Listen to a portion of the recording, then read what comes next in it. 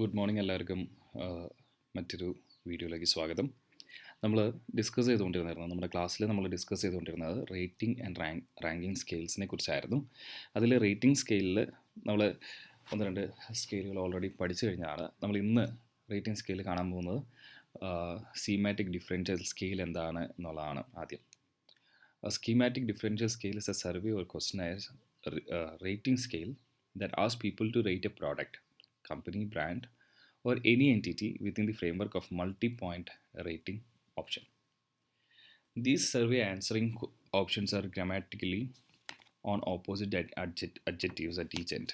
അപ്പോൾ മറ്റൊന്നല്ല, ഇതിനകത്ത് ഇത്തരത്തിലുള്ള റേറ്റിംഗ് സ്കെയിലുകൾ, അതായത് സ്കീമാറ്റിക് ഡിഫറൻഷ്യൽ റേറ്റിംഗ് സ്കെയിലുകളിൽ നമ്മൾ എന്ത് ചെയ്യുന്നു, നമ്മൾ ഇവരുടെ അടുത്ത് ഒരു റെസ്പോണ്ടൻ്റിൻ്റെ അടുത്ത് അവരുടെ ഒരു ഒപ്പീനിയൻ റേറ്റ് ചെയ്യാൻ പറയുകയാണ്. ഇത് ഒരു കാര്യത്തിനെക്കുറിച്ച് നമ്മൾ ചോദിക്കുകയാണ്, ഒരു പ്രോഡക്റ്റിനെ കുറിച്ച് ചോദിക്കുകയാണെങ്കിൽ ആ പ്രോഡക്റ്റ് അവരുടെ എക്സാമ്പിളായിട്ട് പറയുകയാണെങ്കിൽ ആ പ്രോഡക്റ്റ് അവരുടെ ലൈഫിൽ അല്ലെങ്കിൽ അവരുടെ ഡേ ടു ഡേ ആക്ടിവിറ്റീസിൽ എത്രത്തോളം ഇമ്പോർട്ടൻ്റ് ആണ്. അപ്പം will have 2 points, right? Very important and unimportant. എന്നിട്ട് അതിനകത്ത് അവരെ സ്കെയിൽ ചെയ്യാൻ പറയണം. അപ്പോൾ ഒരു എക്സാമ്പിൾ നിങ്ങൾ നോക്കുകയാണെങ്കിൽ ഇവിടെ 3 റേറ്റിംഗ് സ്കെയിലുകൾ കൊടുത്തിട്ടുണ്ട്. ഇതെല്ലാം തന്നെ സ്കീമാറ്റിക് റേറ്റിംഗ് സ്കെയിലുകളാണ്. Inaccessible, accessible, totally accessible. അപ്പോൾ നിങ്ങൾക്ക് നോക്കിയാൽ കണ്ടാൽ അറിയാം, നമുക്ക് 2 എക്സ്ട്രീം പോയിൻറ്റ്സ് ഉണ്ട്. എക്സ്ട്രീം പോയിൻറ്റ്സിലാണ് നമ്മൾ ഇത് കൊടുത്തിട്ടുണ്ടാകുക. അതിന് ആ പോയിൻറ്റ്സിന് ഇടയിൽ എന്ത് കൊടുത്തിട്ടുണ്ട്, വാല്യൂസ് കൊടുത്തിട്ടുണ്ട്. അപ്പം ഒരു സ്കീമാറ്റിക് റേറ്റിംഗ് സ്കെയിൽസ് ഒരു ഓർഗനൈസേഷനോ അല്ലെങ്കിൽ ഒരു കമ്പനിയോ അല്ലെങ്കിൽ അവരുടെ ഒരു റെസ്പോണ്ടൻസിന് ഒരു റിസർച്ചർ കൊടുക്കുന്ന സമയത്ത് നമുക്ക് തീർച്ചയായിട്ടും എന്ത് വേണം, ബൈപോളർ അഡ്ജക്റ്റീവ്സ് വേണം. ബൈപോളർ അഡ്ജക്റ്റീവ്സ് ആണ് ഇവിടെ കാണുന്ന inaccessible and total accessible that we discussed, right? Or rude or courteous, caring or unsympathetic, right? അപ്പം 2 ബൈപോളർ അഡ്ജക്റ്റീവ്സ് ഉണ്ടാവണം എന്നുള്ളത് നിർബന്ധമാണ്, right? And what it actually does, it attempts to measure the psychological meaning of the concept to the individuals, right? So whatever it is. അപ്പോൾ നിങ്ങളുടെ അടുത്ത് ചോദിക്കുകയാണ്, do you have access to internet, right? ആ access to ഇൻ്റർനെറ്റിന് yes or no എന്നുള്ളൊരു question അല്ലാതെ we are again going to rate it. അതിനെ ഒന്നുകൂടി ഇലാബറേറ്റ് ചെയ്ത് റേറ്റ് ചെയ്യാണ്. Yes, we are having total accessibility or we have partial accessibility. So നമ്മുടെ കോളേജിൽ അല്ലെങ്കിൽ മറ്റുള്ള കോളേജുകളിലേക്ക് ചിലപ്പം വൈഫൈക്ക് ഉണ്ടെങ്കിലും ഈ വൈഫൈയിൽ ആക്സസ് എന്ന് പറയുന്നത് എന്തായിരിക്കും, റെസ്ട്രിക്റ്റഡ് ആയിരിക്കും, റൈറ്റ്? ചില സൈറ്റുകളിലേക്ക് നമുക്ക് പോകാൻ പറ്റില്ല, ചില സോഷ്യൽ മീഡിയ സൈറ്റ്സ് നമുക്ക് എടുക്കാൻ പറ്റത്തില്ല. അപ്പം we can say that it is totally accessible, right? And we can say that it is inaccessible because we are provided with such facilities. So we could select any one of this according to our opinion, right? 1 2 3 4 5 6 7. That means if you select 2, നമുക്ക് എന്ത് പറയാം, ഇന്നാക്സസിബിളും അല്ല എന്നാൽ totally ആക്സസിബിളും അല്ല. We have and we rate it as 2 out of 7 point scale, right? Okay. So എങ്ങനെയാണ് ഒരു scale develop ചെയ്യുക? നമുക്കൊന്നുമില്ല, നമ്മളൊരു ആട്രിബ്യൂട്ട് സെലക്ട് ചെയ്യുക. നമ്മൾ എന്തിനെക്കുറിച്ചാണോ ചോദിക്കാൻ ആഗ്രഹിക്കുന്നത് അത് സെലക്ട് ചെയ്യുക. എത്ര ഫേസസ്, ഇപ്പോൾ ഇവിടെ നമ്മൾ 7 point സ്കെയിലാണ് കൊടുത്തിരിക്കുന്നത്. ഇതുപോലെ എത്ര പോയിൻറ്റുകൾ, എത്ര ഫേസസ് വേണം എന്നുള്ളത് നമ്മൾ ആദ്യമേ നിശ്ചയിക്കണം. അത് ഡിഫൈൻ ചെയ്യണം നമ്മൾ. എന്നിട്ട് എന്ത് ചെയ്യുക, ഈ 2 പോളർ പോയിൻറ്റ്സ്, ബൈപോളർ അഡ്ജക്റ്റീവ്സ് കൊടുക്കുക. And you simply ask respondents to select any of these points, right? So this is how schematic rating scale works, right? Next we have numerical scale. ഇപ്പം നമ്മൾ നേരത്തെ സ്കീമാറ്റിക് സ്കെയിലിൽ numbers ഉള്ളത് തന്നെയാണ് കണ്ടത്. അതും we could say it is a numerical scale, right? അപ്പം numerical scale in general it is a rating scale, basically any scale that renders a quantitative simplification of attributes, right? അപ്പം നേരത്തെ നമ്മൾ കൊടുത്ത ആട്രിബ്യൂട്ട്സിൻ്റെ ഒരു quantitative simplification, right? Say for example, instead of highly നമുക്കറിയാം Likert scale we have 5 or 7 point scales where we use words like highly അല്ലെങ്കിൽ high satisfaction, low satisfaction, no opinion, right? അതിനെല്ലാം numerically നമ്മൾ അതിൽ നമ്പേഴ്സ് കൊടുത്തിട്ട് represent ചെയ്യുകയാണെങ്കിൽ it can be called as numerical scale. Okay. So this type of scale is used by presenting the respondent with an ordered set from which to choose. For example, 1 to 10 coupled or anchors, right? With anchors, right? അപ്പം നമ്മൾ ഇവിടെ ചെയ്യുന്നത് we will give them numbers and we are asked to the respondents to pick one number from them, right? Right. അപ്പം ഇതിനകത്ത് anchors ഉണ്ടാവും. നമ്മൾ നേരത്തെ കണ്ട പോലെ അഡ്ജക്റ്റീവ്സ് ഉണ്ടാവും. അതിന് ഇൻ ബിറ്റ്വീൻ ദാറ്റ് അഡ്ജക്റ്റീവ്സ് അവർക്ക് എന്ത് ചെയ്യാം, they can select a point, right? So this is a very good example of a numerical rating scale where we have two anchors. അതായത് no pain എന്നും three anchors, right? No pain, moderate pain and worst possible pain എന്നുള്ള 3 anchors നമ്മൾ കൊടുത്തിട്ടുണ്ട്. അല്ലെങ്കിൽ മൂന്ന് points, 3 adjectives നമ്മൾ കൊടുത്തിട്ടുണ്ട്. അത് ഓരോന്നിനും നമ്മൾ ഡിഫൈൻ ചെയ്തിട്ടുണ്ട്. 0 എന്ന് പറയുന്നത് നോ പെയിൻ ആണ്, 5 എന്ന് പറയുന്നത് മോഡറേറ്റ് പെയിൻ ആണ്, 10 എന്ന് പറയുന്നത് worst possible pain ആണ്, right? And we asked we will ask our respondents to select from each situation, right? അവരുടെ അടുത്ത് ഓരോ സിറ്റുവേഷനിൽ നിങ്ങൾ എങ്ങനെയാണ്, എന്താണ് എഫക്റ്റ്, നിങ്ങൾക്ക് എങ്ങനെയാണ് ഈ പെയിന് എത്രത്തോളം ഉണ്ടെന്ന് നിങ്ങൾക്ക് മനസ്സിലായി എന്നുള്ളത് ചോദിക്കുകയാണ്, right? So with this using this rating scale we could easily know, right? We could easily understand how they are feeling at that particular point of time, right? എത്രത്തോളം പെയിൻ ഉണ്ടെന്നുള്ളത് നമുക്ക് മനസ്സിലാക്കാനായിട്ട് സാധിക്കും. So this is an example of numerical rating scale. Now we have in rating scale we have something known as graphical rating scale. അപ്പോൾ ഇവിടെ നമ്മൾ നേരത്തെ നമ്പേഴ്സാണ് use ചെയ്തിരിക്കുന്നതെങ്കിൽ നമ്മളിവിടെ എന്ത് ചെയ്യും, എന്തെങ്കിലും ഗ്രാഫ്സ്, എന്തെങ്കിലും ഗ്രാഫിക്കൽ റെപ്രസെൻറ്റേഷൻ ആയിരിക്കും നമ്മൾ ഇവിടെ യൂസ് ചെയ്യുക, right? So graphical rating scale, a graphical representation helps the respondent to indicate on the scale their answer to a particular question by placing a mark on the appropriate point on the line. So we will give a graph. ആ ഗ്രാഫിനകത്ത് നിങ്ങൾ എവിടെയാണ് നമ്മളെ അടുത്ത് നമ്മൾ ചോദിക്കുന്ന ഒരു ചോദ്യത്തിന് നിങ്ങളുടെ റെസ്പോൺസ് നിങ്ങൾ എവിടെയാണ് കൊടുക്കാനായിട്ട് ആഗ്രഹിക്കുന്നത്, അത് ആ പോയിന്റ് അവരെന്ത് ചെയ്യും, അവർ നോട്ട് ചെയ്യും ആ ഗ്രാഫിനകത്ത്. And you will use that for the interpretation. So this is a fairly good example of a graphical rating scale. അപ്പോൾ ഇത് എന്താ പറയുക, ഒരു പ്രധാനമായിട്ടും ഒരു എംപ്ലോയി അല്ലെങ്കിൽ പേഴ്സണൽ മാനേജ്മെൻറ്റിന് വേണ്ടി യൂസ് ചെയ്ത ഒരു സ്കെയിലാണ്. So that is why I am given this particular example, right? നിങ്ങൾക്ക് നോക്കിയാൽ നിങ്ങൾക്ക് അറിയാം, വി ഹാവ് പുവർ, ഫെയർലി. അപ്പം ദീസ് ആർ ഓൾ ഒരു എംപ്ലോയിനെ ഇവാലുവേറ്റ് ചെയ്യുന്ന പല രീതിയിലുള്ള പോയിൻറ്റ്സ് ആണ്. So we can see the attributes. Attendance ഉണ്ട്, they are evaluated using attendance, they are evaluated using behaviours towards subordinates, sincerity and dependability, right? Now when you deeply watch this, you could see that we are not using any numbers. നമ്മളിവിടെ numbers use ചെയ്യുന്നില്ല. V കാണ്ട്, നമ്മൾ അതിന് പകരം എന്താ use ചെയ്തിരിക്കുന്നത്, V have A set of qualities അല്ലെങ്കിൽ set of ഒരു റെസ്പോൺസ് നമ്മൾ കൊടുത്തിട്ടുണ്ട്. എന്തൊക്കെയായിരുന്നു? Poor, fairly good and excellent എന്ന് പറഞ്ഞിട്ട് പെർഫോമൻസ് ലെവലുകൾ നമ്മൾ കൊടുത്തേക്കാണ്. ഇത് ആരാ ചെയ്യുന്നത്? ഇത് ഒരു ഓവർസിയർ അല്ലെങ്കിൽ ഒരു എന്താ പറയുക, ഒരു ഗ്രൂപ്പിൻ്റെ ഹെഡ്, ഒരു മാനേജർ ആയിരിക്കും ഇത് ചെയ്യുന്നുണ്ടാവുക. So what he will be doing, he will be just ticking on which he feels is appropriate for a particular employee, right? അപ്പം ഇവിടെ എന്താ ചെയ്യുന്നത്, ഇവിടെ വി ആർ യൂസിങ് ഒരു എന്താ പറയുക, ഒരു നമ്പേഴ്സ് യൂസ് ചെയ്യാതെ നമ്മൾ എന്ത് ചെയ്യുന്നു, നമ്മൾ ഒരാളെ റേറ്റ് ചെയ്യുന്നു, right? And we are using different levels for that. അപ്പം അറ്റൻഡൻസ് എന്താണ്, നമ്മൾ ഫെയർലി ഗുഡ് ആണെങ്കിൽ fairly good, right? Number of ലീവ്സൊക്കെ നോക്കിയിട്ട് ഫെയർലി ഗുഡ് ആണെങ്കിൽ ഫെയർലി ഗുഡ് എന്ന് കൊടുക്കും. So this is something which is also use for appraisal. ഒരു എംപ്ലോയി അപ്രൈസലിനൊക്കെ നമ്മൾ യൂസ് ചെയ്യുന്ന ഒരു ഗ്രാഫിക്കൽ റേറ്റിംഗ് ഒരു ടൂളാണ്. And it is very easily understandable. നമുക്കിത് നോക്കിയാൽ അറിയാൻ പറ്റും അയാളുടെ ഒരു ഓവറോൾ ബിഹേവിയർ എന്താണെന്നുള്ളത്, അല്ലേ? Good, excellent, fairly good. So we could say he is a positive minded, or he is very much having a positive attitude towards our company. അറിയാൻ പറ്റും. ഇനി പുവർ, ഫെയർലി പുവർ ആണെങ്കിൽ ഇതെല്ലാം തന്നെ ടിക്സ് എല്ലാം ഇപ്പുറത്തേക്കും വരാനുള്ള സാധ്യതയുണ്ട്. അപ്പം we could easily understand A particular person, we could easily evaluate A particular person. Okay, so this was about the graphical scale rating. Then we have something known as fixed or constant sum scale. അപ്പോൾ നമ്മളിവിടെ ചെയ്യുന്നത് എന്താണെന്ന് വെച്ചാൽ, നമ്മൾ ഒരു particular കാര്യത്തിൻ്റെ കുറച്ച് ആട്രിബ്യൂട്ട്സുകളെ നമ്മൾ എന്ത് ചെയ്യും, നമ്പേഴ്സ്, ആ ആട്രിബ്യൂട്ട്സിന് കുറച്ച് നമ്പേഴ്സ് കൊടുക്കാൻ പറയും. Out of particular value numbers കൊടുക്കാൻ പറയും. സേ ഫോർ എക്സാമ്പിൾ, നമുക്കറിയാം, നിങ്ങൾ ഇതൊക്കെ കണ്ടിട്ടുണ്ടാവും, ബ്യൂട്ടി കോൺടെസ്റ്റുകൾ കണ്ടിട്ടുണ്ടാവും. ബ്യൂട്ടി കോൺടെസ്റ്റിൽ എന്ത് ചെയ്യും, ഒരു ജഡ്ജ് ഒരു കണ്ടസ്റ്റൻറ്റിനെ, ആ കോൺടെസ്റ്റിലുള്ള ഒരു കണ്ടസ്റ്റൻറ്റിനെ ഇവാലുവേറ്റ് ചെയ്യുന്നത് will be using some scale, right? They will be asked to tell what is the total score out of 100. അപ്പോൾ ടോട്ടൽ സ്കോർ ഔട്ട് ഓഫ് 100 അതിന് പല പല കാറ്റഗറീസ് കൊടുത്തിട്ടുണ്ടാകും.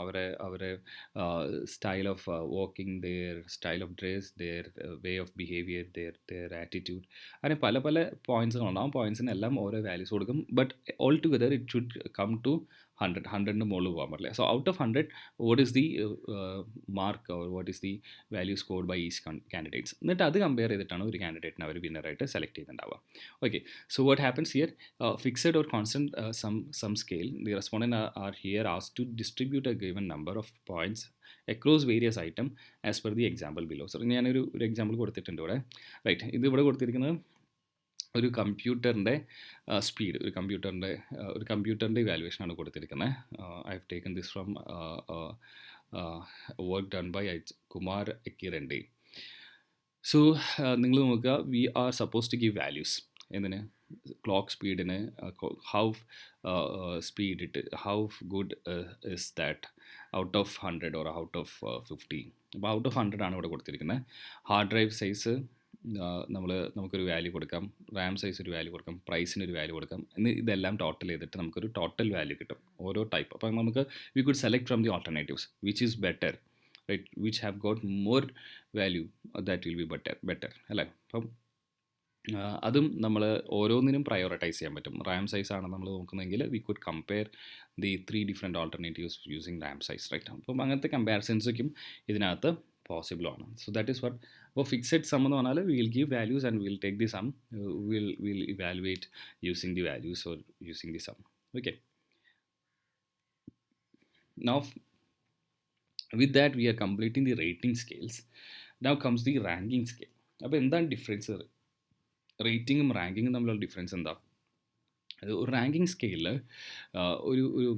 റാങ്കിങ് സ്കെയിലിൽ നമ്മൾ റാങ്കിങ് സ്കെയിൽ യൂസ് ചെയ്യുന്നത് എന്തിനു വേണ്ടിയിട്ടാണ്? To measure the respondents preferences by asking them rank their views, right. അവരുടെ വ്യൂസ് അവർ റാങ്ക് ചെയ്യണം. അപ്പം വ്യൂസ് എന്ന് പറയുമ്പം ഒരു കുഴപ്പമുണ്ട്. ഈ ഇത്തരത്തിലുള്ള റാങ്കിങ് സ്കെയിലുകൾക്ക് ഒരു കുഴപ്പമുണ്ട്. നമുക്ക് യഥാർത്ഥത്തിലുള്ള ഇൻഫോർമേഷൻ കിട്ടണമെന്നില്ല, അല്ലെങ്കിൽ ഒരു ആക്ച്വൽ ഒരു അൾട്ടിമേറ്റ് ക്ലൂ നമ്മളൊരു റിസർച്ച് പ്രോബ്ലം ആയിട്ട് നടക്കുമ്പോൾ അതിനൊരു സൊല്യൂഷനിലേക്ക് എത്തിക്കുന്ന ഒരു സാധനം നമുക്ക് കിട്ടണമെന്നില്ല.